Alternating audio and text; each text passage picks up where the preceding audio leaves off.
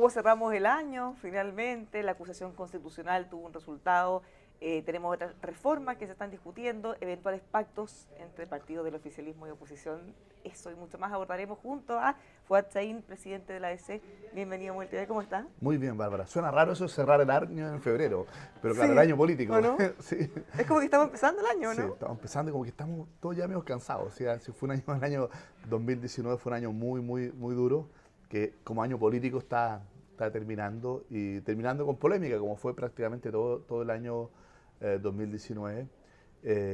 Y esperamos sí que a partir de marzo podamos tener un ambiente distinto, podamos tener una manera de relacionarnos distinta también y ojalá que podamos ir reconectando también desde la política con la ciudadanía y que podamos ir canalizando participativamente eh, a través del plebiscito, a través, ¿no es cierto?, del proceso electoral del mes de octubre, pero también a través de participar en una elaboración de un pacto económico y social, que fue una de las cosas que hemos estado planteando desde el inicio de la crisis, incluso desde antes, para que ojalá podamos erradicar la violencia y que el próximo año todos los que de alguna manera hemos o presagiado o hemos advertido que puede en marzo que todo el mundo puede recrudecer la violencia, nos equivoquemos. Bueno, en ese sentido han tenido reuniones con el presidente de RN, Mario Desbordes. ¿Qué han avanzado, qué han acordado en esas reuniones pensando en la posibilidad de hacer un pacto social? A ver, lo primero es que yo creo que me sorprende la reacción del resto de Chile Vamos. O sea, la capotera que le dan hoy día a Mario Desbordes en la prensa, ¿no es cierto?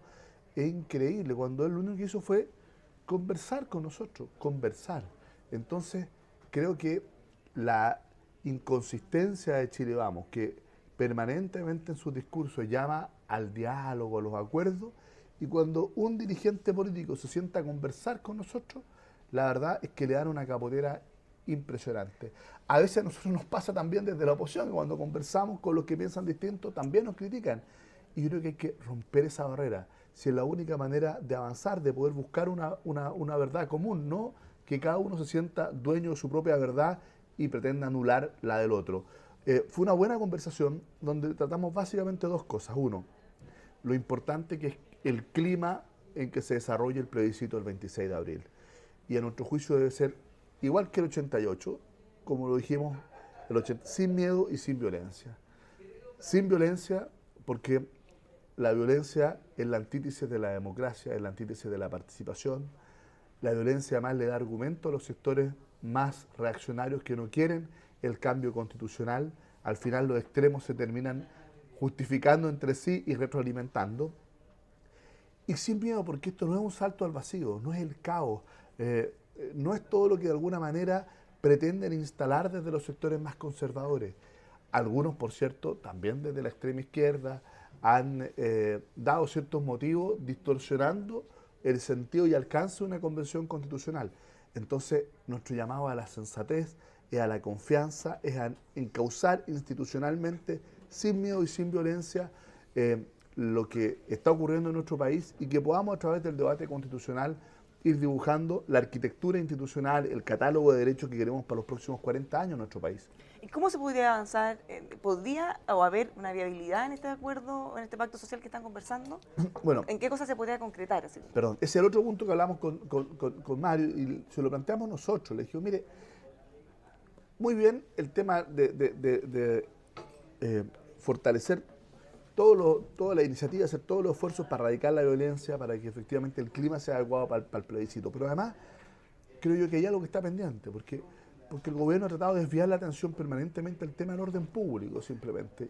Y a nuestro juicio aquí hay dos supuestos bases que son fundamentales para poder avanzar. Orden público y respeto a los derechos humanos. No es uno u otro, son ambos. Los dos son indispensables. Pero para que realmente tengamos paz social, tenemos que responder a una agenda que no es un catálogo de supermercado de medidas, sino que es repensar nuestro modelo de desarrollo. Cómo humanizamos nuestro modelo de desarrollo, donde la economía está al servicio de la persona, no la persona al servicio de la economía, donde el Estado está al servicio del desarrollo de la persona y no muchas veces la persona abusada por el propio Estado, por el centralismo exacerbado, por la burocracia exacerbada, ¿no es cierto?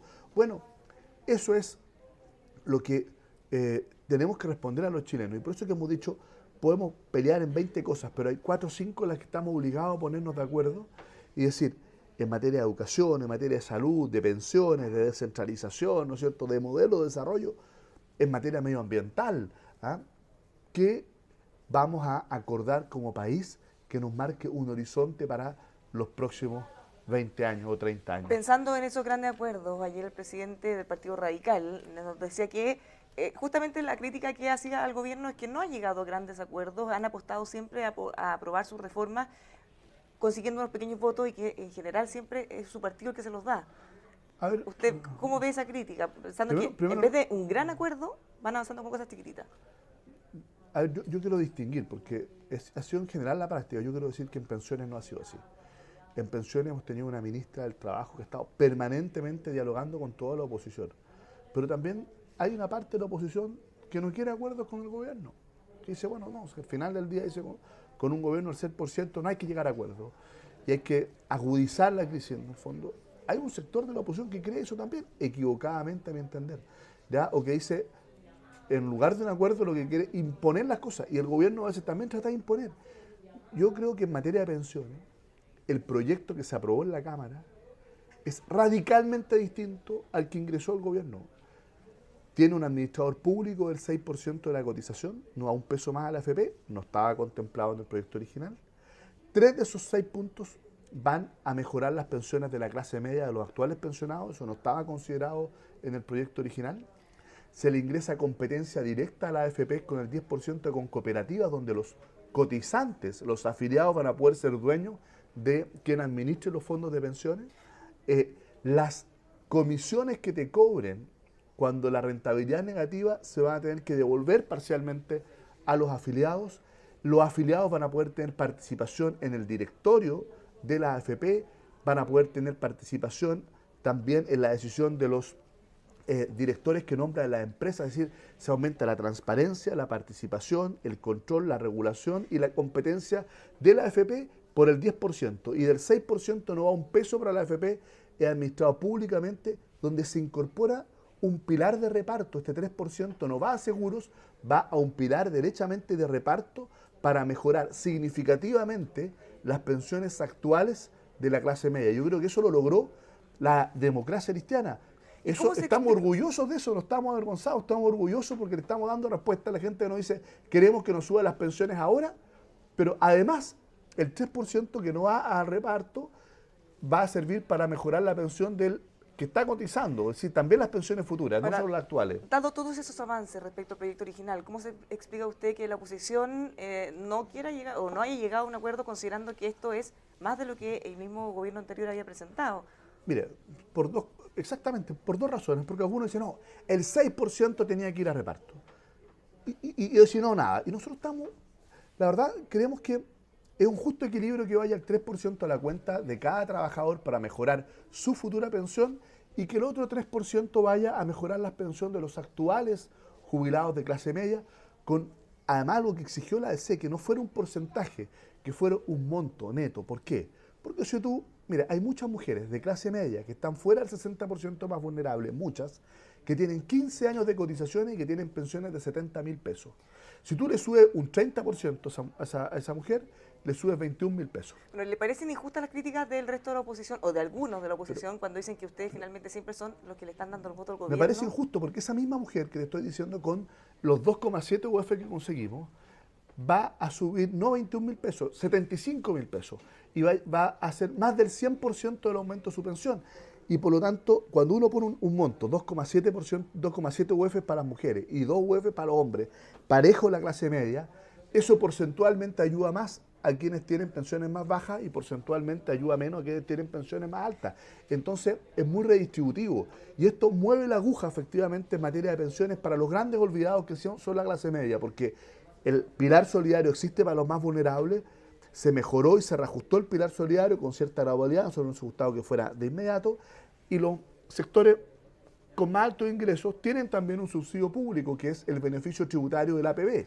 Quienes pueden tener más capacidad de ahorro y tienen APB tienen un beneficio tributario. Y a la clase media no le ayudaba a nadie. Hoy día sí, a través de este pilar de reparto, es una tremenda respuesta a la clase media, con un monto concreto, con certeza de cuánto se le va a aumentar su pensión, logro de la democracia cristiana encuentro no solo injusta la crítica que se nos hace, sino que además es desconocer lo que la gente quiere. ¿Qué es lo que nos piden los chilenos? Déjense de pelear y pónganse de acuerdo para resolver los problemas. Entonces, cuando uno cambia completamente un proyecto del gobierno en una conversación, una negociación, y le da respuesta a la gente que espera que le mejoren las pensiones, no que sigamos peleando, ¿ya? Yo creo que nosotros, y de repente yo veo que en nuestro propio partido a veces como por el bullying, ¿ah? Como que nos quedamos callados y no defendemos las cosas importantes que hemos logrado. Este no es un triunfo del gobierno, este es un triunfo nuestro. Fueron las condiciones que nosotros pusimos sobre la mesa las que terminaron imponiéndose y en gran parte no se alcanzó todo, por cierto, como en toda negociación, algo no tiene que ser, no se gustaba un monto más alto, etcétera, pero lo importante es que le da una respuesta actual y futura a la clase media. Ahora, esta crítica que yo le comentaba de que la DC termina dando los votos a las reformas del gobierno, no es solo por la reforma de pensiones, es por casi todas las reformas que han logrado aprobar. ¿No esperaría quizás una actitud distinta de la oposición pensando que pudieran sumarse en vez de criticarlo? Pero yo quiero decirle que al presidente del Partido Radical, por ejemplo, que en muchas de las reformas nos han acompañado diputados del Partido Radical, y cuando las críticas internas de su partido terminaron haciendo que tres diputados se le fueran de la bancada y que hoy día fueran parte de la bancada de C. ¿Por qué? Porque nosotros hemos dicho que la política sirva de algo. ¿Ah? ¿Sí? ¿Qué es lo que espera la gente? Que nos derrotemos mutuamente, ¿ah? Que veamos cómo nosotros le rechazamos lo que venga al gobierno. ¿Por qué? Porque lo presenta el gobierno, y que por otro lado, ¿no es cierto?, el gobierno permanentemente trata de meternos cuchufletas, letra chica, ya y no escuchar a la oposición. Y mantenemos este diálogo de sordos, o si sabe qué más, paremos un poco, veamos cómo mejoramos esto, en lo que logramos un acuerdo satisfactorio lo apoyamos, y en lo que no, lo rechazamos. También hemos rechazado proyectos. ¿Ah? Por ejemplo, el proyecto de admisión justa, un proyecto que se rechazó porque simplemente no tenía ningún sentido. Y cada proyecto que se ha ido aprobando es porque ha tenido cambios significativos que se acercan a lo que queremos. Y este proyecto de pensiones todavía tiene un trámite en el Senado, donde esperamos que se siga mejorando todavía.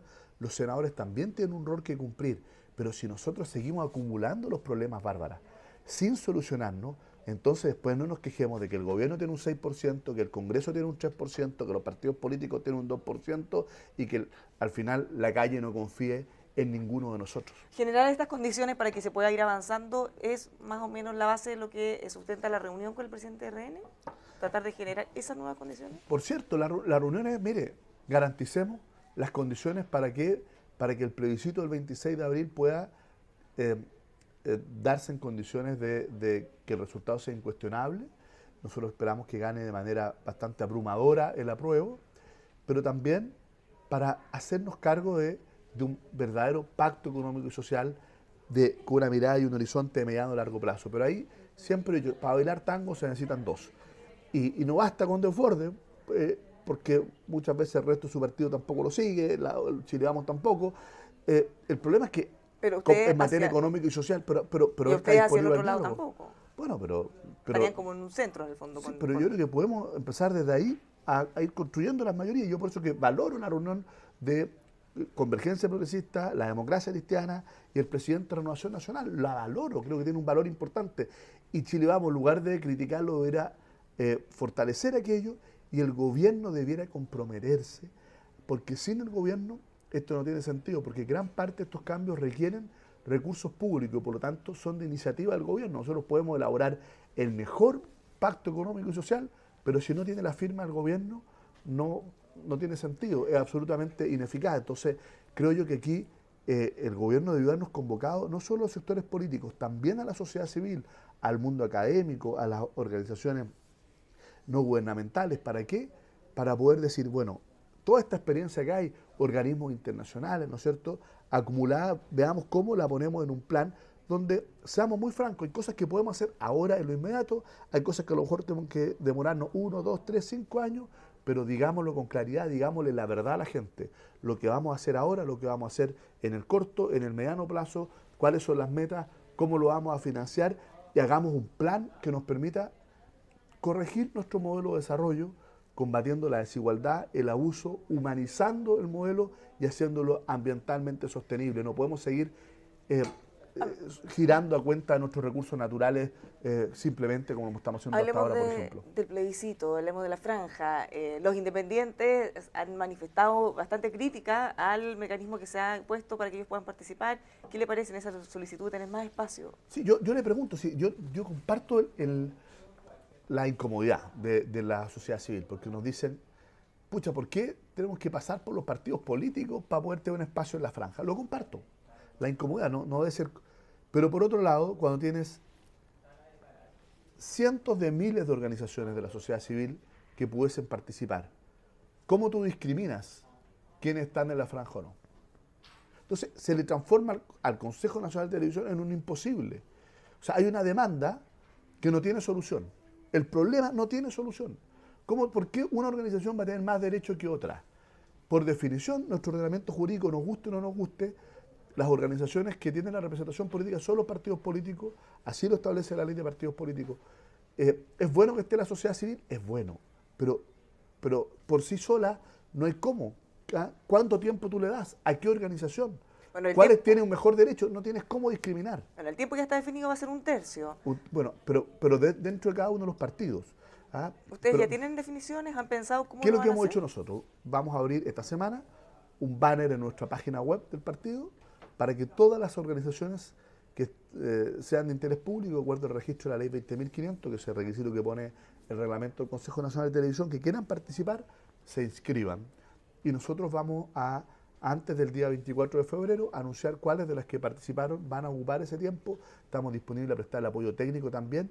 Nosotros hemos decidido que ojalá podamos focalizar eso en las organizaciones que habitualmente no tienen voz.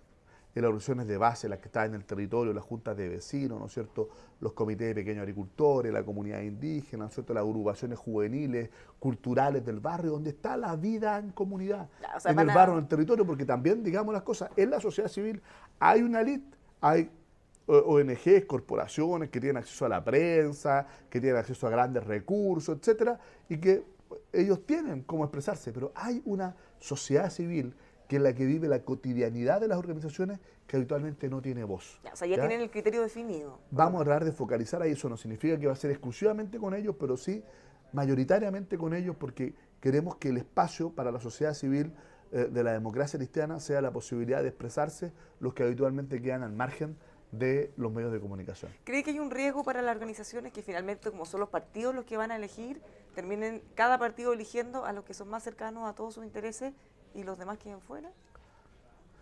Bueno, es lógico que tiene que haber algún tipo de, por lo menos, de coincidencia valórica, ¿ya? ¿No es cierto? Si, por ejemplo, hay una... Le voy a poner un ejemplo, ¿no es cierto? Si es que existe alguna organización de la sociedad civil, ya que y legítimamente puede ser, que promueva, por ejemplo, ya un discurso política anti-migrante, ya, o anti-pueblo indígena, o bueno, ¿le vamos a dar espacio en nuestra franja? No, ¿no es cierto? Porque tenemos una distancia enorme. O si es que efectivamente hay alguna organización de la sociedad civil, ya que por otro lado reivindique la violencia, ya como método de acción política, ¿nosotros le vamos a dar espacio en nuestra franja? Por supuesto que no. O sea, tiene que haber al menos un marco valórico. No significa ponerle condiciones ni censura de contenido, pero sí una definición de un marco conceptual al menos común naturalmente, ¿ya? Lo cambio de tema, acusación constitucional, ¿qué le parecen las críticas a los senadores de su partido, en todo lo que se abstuvieron estando ahí? La senadora de mi partido que se abstuvo. La senadora y el señor Pizarro tiene la militancia suspendida, así que no tiene, digamos, esa condición ahora. ¿Hay una diferencia ahí entre que la senadora haya optado por la abstención? Primero quiero decir dos cosas que son importantes. Y esto lo he dicho en todas las acusaciones constitucionales, incluso cuando yo tuve que alegar la acusación contra Harald Beyer en el Senado cuando era diputado, y un senador de mi partido votó en contra, y yo dije, él está en su derecho y en su obligación. Es un derecho, pero a la vez un deber de los senadores votar de acuerdo a sus convicciones, votar en conciencia. Si es que alguien no alcanzó la convicción de que tenía mérito esta acusación constitucional, no solo tenía el derecho a abstenerse o votar en contra, sino que tenía la obligación. Y eso yo lo voy a defender siempre, sea quien sea, Sí, y creo que hay que tener una sola regla. Ahora, lo que yo considero más complejo, sinceramente, es que algunos no hayan estado. Tendrán que dar sus razones, pero yo prefiero que si alguien tiene argumentos para no apoyarla, que vaya, que dé la cara, que argumente y que vote. Eso es el ejercicio de un cargo. Ahora, si alguno por alguna razón tuvo que ausentarse, tendrá que ser muy justificada y tendrá que explicárselo claramente al país. ¿Da? Eso es lo que a mí me parece que no es la práctica más plausible. Yo le preguntaba no qué opinaba del voto, sino de las reacciones que se generaron en la oposición y las críticas contra ellos y cómo quedan las reacciones ahora. Bueno, es que lo que pasa es que yo quiero ir un poquito antes. Lo que pasa es que a veces uno ve demasiado proactividad por los mecanismos de fiscalización que para mí son bien importantes, pero cuando se hacen de manera desordenada y descoordinada, termina primero autoinfligiéndose una derrota a la oposición y regalándole un triunfo innecesario al gobierno. Mire, pasó con las interpelaciones. ¿Ah? Se presentaron 3 interpelaciones en una semana. ¿Ganó algo la oposición? ¿Se logró aclarar algo en materia en alguna de las áreas? Absolutamente nada.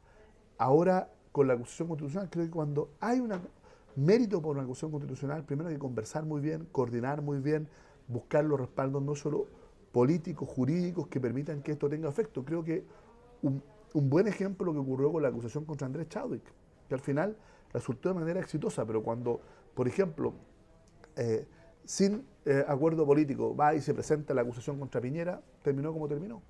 Ocurre algo similar, ¿no es cierto?, con la acusación contra el intendente Guevara. Es decir, eso nos lleva a tener que corregir que cuando se quieren sacar adelante iniciativas como esta, hay que coordinarlas bien, tienen que tener mucho fundamento, después no nos quejemos cuando los resultados son desfavorables. No puede ser que aquí cualquiera llegue y presente una acusación constitucional y pretenda que por el solo hecho que lo presentó algunos diputados de la oposición tenga que tener el voto de todos los diputados de la oposición y todos los senadores de manera automática.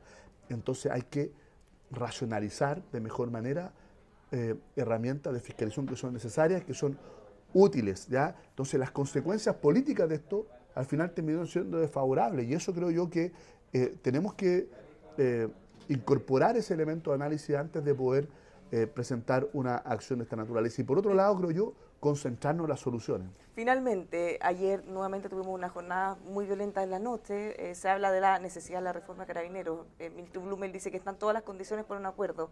¿Usted lo ve así? No. Yo creo que el general Rosa no tiene ninguna posibilidad de hacer esa reforma de Carabineros. Lo digo derechamente. Nadie le hace caso al general Rosa. El general Rosa no sé si manda. Lo que sí sé es que nadie lo obedece. O sea, usted dice que si es que se mantiene, no hay ninguna posibilidad que haya un yo acuerdo. Yo lo veo imposible. Yo creo que es una irresponsabilidad mantener a alguien sin ni un liderazgo dentro de la institución. Los carabineros hacen lo que quieren, ¿verdad? Y eso es un hecho de la causa. ¿Ya? Además, una persona sin ni una experiencia operativa.